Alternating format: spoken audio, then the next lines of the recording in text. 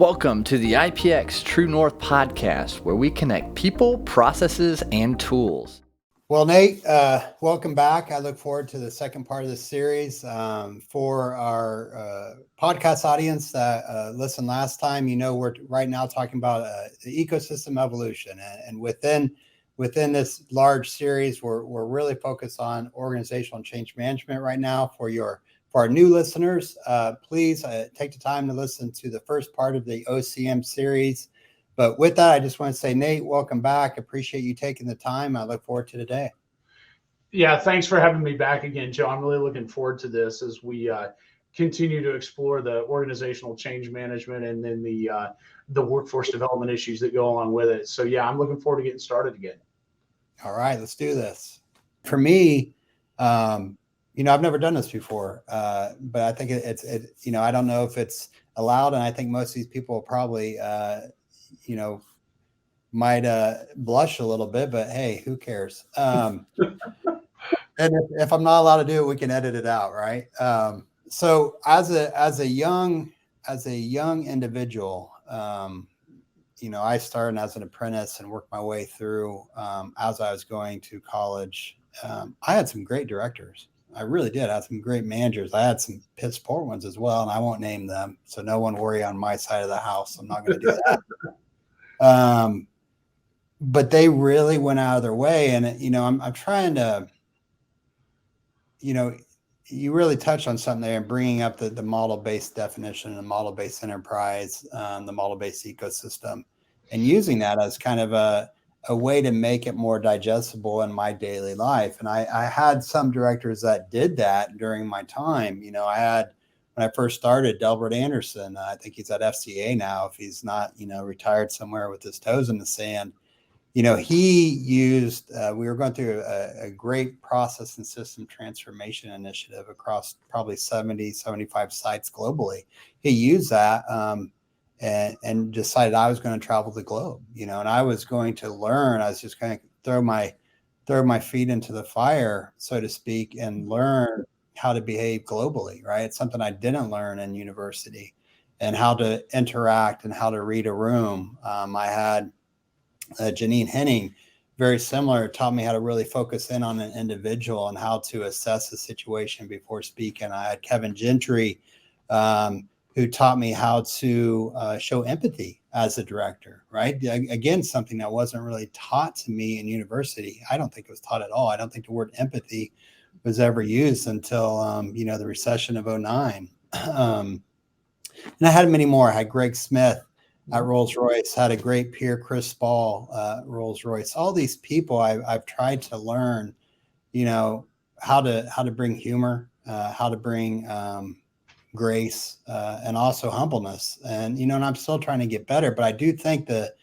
director level, that manager level, it's a very, very important role. And if you don't, as a company, invest in that level, none of your efforts, none of your mission statements or your visions, none of the training, it's really not going to mean anything to the workforce, right? To that everyday individual that's used to hearing that kind of token statement or superficial, this is who we are, this is who we're going to be. And at the end of the day, they're like, this is not how it is on the line. But I do think, from my perspective, and I definitely want to get yours, that mid-level, that director level, man, that's a gold mine of opportunity there if we really invest, because they're our core. When it comes to our company, regardless of the size, they're that core level. And if we don't get that right, man, we're really missing the mark. So, watch your, perspective on this kind of when it comes to OCM. We've talked about the leadership. Now we're really getting into, okay, people are going to start having to roll up their sleeves and preaching this, so to speak, to the workforce. Yeah. Well, and I think that's where, so maybe I can use a little bit of a training and development metaphor. So in a former life, I did corporate training in the software industry, CAD, PDM, those kinds of tools. And obviously here at the university over the years, I've developed classes and, lessons for the classes and so on and so forth. But, one of the things about organizational change management is it's almost like with any other topic. It's hard for anyone to know everything about whatever the topic is, right? Because people have varying degrees of knowledge, and so unless you're learning about something for your own intrinsic reasons, I think when you talk about organizational change management, you talk about workforce development, you talk about how this affects an organization. I think one of the things that needs to happen, not only from a leadership perspective, but from a director and sort of mid-level management perspective, is you got to decide who needs to know what and when do they need to know it. And it's there's a process that we go through when we design instruction for people, which is you start asking in sort of a task-oriented mindset is, okay, what does someone need to know in order to do this task, whatever it has to be, right? I remember I had a professor once in a class that I was taking. He said, what's one of the more common things someone might do every day? And people would raise their hand. We'd say things like, all right, tie your shoes, make a sandwich, drive a car, write a check. That was back when people still wrote checks. That sort of stuff. And I think for most of us right now, those are all common things we would do. A lot of times we do it without even thinking about it, especially things like tying your shoes, making a sandwich, that sort of stuff. But I have to interrupt you, Nate, because I just want to, this is where I'm going to have to disagree with you. I put a lot of thought into making a sandwich because making it good. Fair enough. Fair enough. But imagine, if you've ever tried to explain to anyone how to tie your shoes, right? So what do you need to know in order to tie your shoes? And so what do you need to know in order to, operate this piece of machinery in your factory? Or what do you need to know in order to use this piece of software? What do you need to know in order to interact with this sort of supplier, right? And so you start breaking these things down into these levels of tasks and what the preceding knowledge is and what the outcome is, and all the way until you can't break it down any farther. And you say, okay, all these things that are on this bottom row, these are our entry level behaviors that are going to interact with this bottom row. And then we're going to build from there. And so you end up in this, and I think, Joe, you've probably heard me say this before, is you end up in this structure of awareness, literacy, competency, and mastery. Not everyone has to be a master of whatever the topic is, right? A lot of people in an organization can simply just get by with being aware that there is a topic and some of its notional structure, right? Absolutely. Literacy means we, understand the basics, if you will. Competency meaning, I can apply that, and mastery often having to do with making decisions, open-ended decisions based on judgment and recollection of the topic. And so I promise I'm coming back to your question, but my point is, when it comes to that director level or mid-level management, as it relates to organizational change management, this is where an organization, especially the upper leader, at times is going to have to start at least maybe not making the decision solely, but giving thought and giving guidance on, all right, who is it? Who needs to know what and when? How many of our people need to simply have awareness? How many people need to have literacy? How many people truly have to have competency in this? And then how many people really need to be masters of this particular topic? And a lot of organizations have, super users, or they have subject matter experts, or they have, somebody, or maybe a small group of somebodies who have been designated as the go-to person. But from a change management perspective, and that mid-level operating group of people, you need to figure out who is going to be in each one of those proportional levels of knowledge about organizational change management? Who's going to be at those proportional levels of implementation?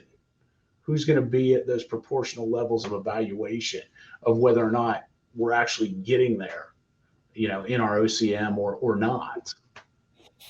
Yeah. And for me, and I don't know if you're ready to transition, but this is it goes back to accountability, and I'm getting ready to transition into, again, the word I'm going to use over and over, accountability, throughout this series. People are going to get tired of hearing it, but so now we're talking about that transition from leadership to the director, and now we're getting into the workforce. We're getting into the individual. And I'll be honest with you, Nate, over the last few days, this one's hit me a bit harder. As you know, I do put a lot into these discussions. I take them to heart. It's not trivial for me, but it's been bothering me because you also know I don't hold back. I do my best to be impactful. I fail at that all the time. And I know I failed as a leader. I have failed as a manager, but I've also had great successes. And I also know that and I'm going to circle back a little bit, when you assume the title of being an executive or a leader, you get kind of, the microscope is on you. Everything you say, everything you do, and all of your actions, to a level that sometimes can be a bit daunting. But that's happened to me as an individual, in a good way. But one thing that's been bothering me, and you don't hear a lot of people talking about this anymore, is, it's my perspective, individuals need to hold themselves accountable as well. And that, that's how you perform, the level of work. If you commit to a job or a task. I've heard so many examples over the last couple of weeks just talking about this, and kind of keeping my ears open, the one good ear that does work, of these kind of stories across all industry. You've got skilled trades workers, that are on their social media accounts on top of a roof. You've got, people asking for 3 breaks upon the hour. And I think there's some things there as individuals, and I don't know how many individuals we're going to get that find themselves in this scenario, but there's a little bit there that, you have to hold yourself as an accountable resource to your company. And I think some of the things we've gotten carried away with working virtual in many ways is our phones and the vast array of social interaction and things that could ping us throughout the day. And, I've had the discussion with people in the past. They say, well, I only get 10 or 15 of those a day. But yeah, but that's you taking the time to not only interact, but then your thought process is broken. But it's also a danger. So I don't know where I'm going to go with this and where I'm trying to lead you, and I apologize, but this one's an important one to me, because I think we need to talk about upskilling at the individual level. We need to talk about the needs for the individual coming out of higher ed or skills trade into industry or in their respective career. But I also really do want to talk about the needs of the individual to be accountable and to be and what they need to do to be a good employee. And before we go there, I'm going to stop on this one last topic or transition before I formally ask you to talk.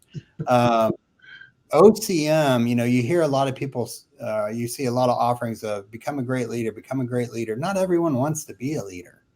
Not everyone wants to be a manager. Some, and you touched on it, just want to be a good employee. They just want to be aware. They want to do their job, and they want to go home. And that's perfect. And so what I want to talk about at this level, at the workforce, that individual level, from your perspective, where do you see the trend, or where do you see the need in higher ed and skills trade? Where do you see a need for continuing education in the workforce and or the transition of onboarding into the workforce? And then the third element in this one, Nate, is, and as you've heard me say, what elements should the individual hold themselves accountable to in order to be a good employee? Sorry, I was long-winded, but it's all yours, man. Gosh, there's a lot to unpack there. So let me try it this way. To some degree, I think you have to stop and think about maybe what do you as an individual, what do we as a profession, what do we as a larger society expect from education or academia in general? I'll just say that. It could be, the K through 12 system. It could be community college system. It could be vocational training system. It could be university system. We've evolved, I think, pretty rapidly as a country in our movement away from, or excuse me, let me say it this way, in our movement from education or going to school in general, right? Because for a long time, particularly in the early years of our country, and you can even trace that back some to even the other places in the world, Europe, Asia, so on and so forth, where citizens of the U.S. have come from. But in almost any society, you can see where not everyone initially went to school. It was only the wealthy, or it was only the aristocracy, or it was only the clergy, or that sort of thing, right? There was definitely a subdivision socially, societally, in terms of who was educated and who's not. And again, I promise I'm going to get back to your point, but I think some of this actually speaks to where we are today, and in that we as a society have moved from education as a source of enlightenment and simply how to be a good human to train me for work. And there are all kinds of social, governmental, political things that have contributed to that transition. Where, in the university where I am, we have industry advisory councils, most of the departments. Now, that doesn't necessarily mean like manufacturing industry. It could be any kind of an industry that's relevant to whatever that curriculum is. But the point is these people are often used as advisors, and you kind of bounce ideas off of them. They interact with you and your students, your faculty, so on, and give advice, basically. You can see it in the elementary school, middle school, high school space where, community foundations and industry trade associations are giving feedback to, state legislators and to local school boards and workforce development boards and so on about what they need for their employees, right? But somewhere along the line in our history, the idea of going to school became equated with then going into some kind of a job. You can argue whether that is the right approach or not, because historically there have been other approaches. The master apprentice model, for example, is one that's been used throughout the centuries. The reason I'm talking about this is that I think there are a few different elements that are sort of part and parcel to your question, but I think it's one of the items for sort of the how did we get here part of answering your question is, and what should academia be doing now, especially as it relates to the workforce needs of kind of the general rank and file employee. I think a lot of it goes back to understanding how we got here in terms of this idea that somehow going to school was supposed to prepare you for a job. And I'm not arguing whether that's good or bad, because we could be here for days arguing whether that's good or bad. But my point is the transition happened. And so today we're in this environment where we have conversations like, I'm, Nate Hartman Incorporated, and I'm not getting this sort of skills and abilities in my workforce. And okay, high school over here, I need you to go do this, right? And university over here or community college over here, I need you to go do this. Well, is that what gets us the best kind of employees? Is that what gets us the right kind of organizational structure, and ultimately one that can actually survive the process of organizational change management, rather than, you've seen as many of these as I have probably, where an organization tries to go through OCM and they stagnate and they flail around and they're just in this cesspool of not knowing what to do. And all of a sudden somebody kind of takes a step back and go, well, it seemed like a good idea at the time, but maybe we shouldn't have done that. And so I think one of the things we've got to think about with respect to organizational structures and, the sort of the mechanical and the cultural and the educational piece of it is, I believe that while certainly we want our school types of institutions, right? Elementary, middle, high school, community college, university, whatever. We want them to do their part. But I really think there needs to be a learning or educational, whatever, training, whatever you want to call it, part to organizations, that it can't just be, oh, well, that's the local high school's job to do that. No, it really isn't. We're in this together in the sense that, schools, for better or for worse, even universities, we're not funded and we're not supported, and we are not, frankly, structured or enabled or equipped or what have you to do everything that sort of an industrial or sort of product or services delivering kind of organization would want us to do. So I really think companies need to sort of look inward on themselves again and say, what role in this do we play? What role or what can we do as a role in this, where, all right, we can take the raw materials, if you will, these fresh graduates, and work with them and build upon that. And Yeah. and that's something that I think is sometimes missing in the conversation, is that I think companies into the future can't be as successful as they could be if they're just going to say and go, okay, we're washing our hands of that. We want the schools to give us this kind of a profile, and we're just going to take them and go with them. Well, it just doesn't work that way. Yeah, and that's a great point. And that partnership or that conjoining between industry and skilled trades and or academia, higher ed, it's an important one, and as much as we preach accountability across all these elements, I do think there's a partnership element to this that really needs to be dissected.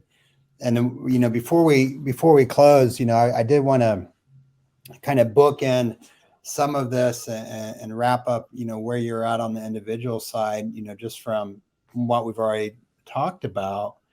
This is big stuff. And like you said, there's a lot here to unpack. There's a lot here to dissect and to discuss. And, for me as an individual, I'm going to name drop two more people and apologize to them in advance. Didn't have permission for any of this. Don't care. As an individual, and I think this applies to higher ed. I think this applies to industry.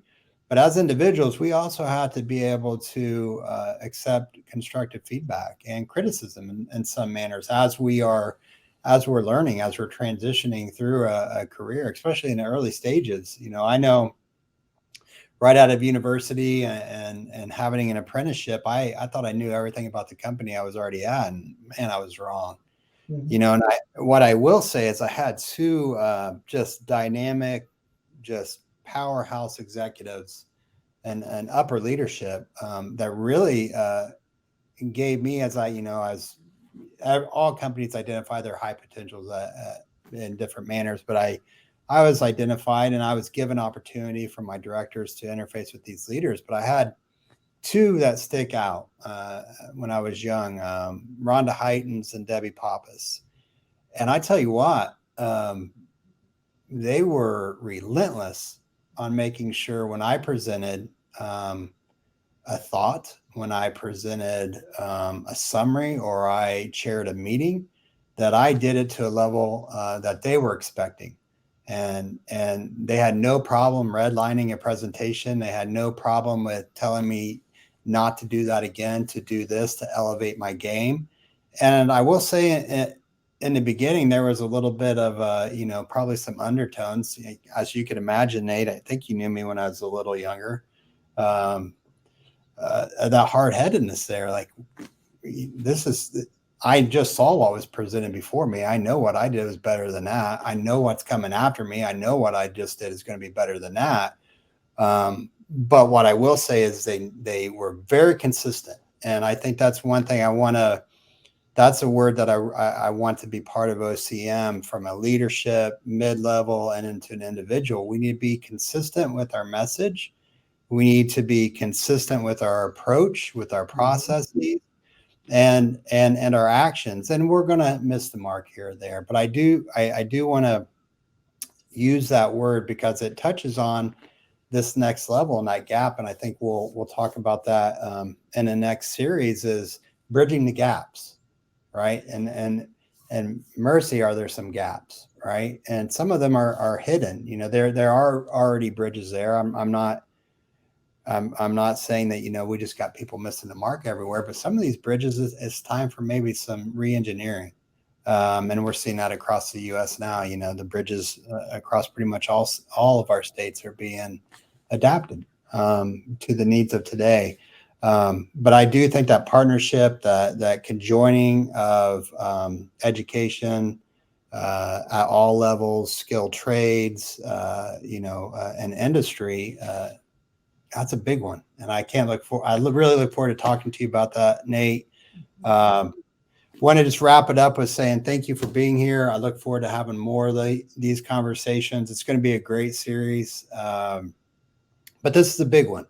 And I do look forward. I know we're going to have some kind of wrap up virtual and hopefully on site opportunities for the podcast listeners and our respective network to join. And I look forward to virtual sessions. Of course, I look forward to face-to-face. I do miss that, when things allow, when things maybe settle down. We've got a lot going on right now. But again, Nate, thank you very much. I couldn't be happier with the way this discussion went. I hope our podcast listeners feel the same.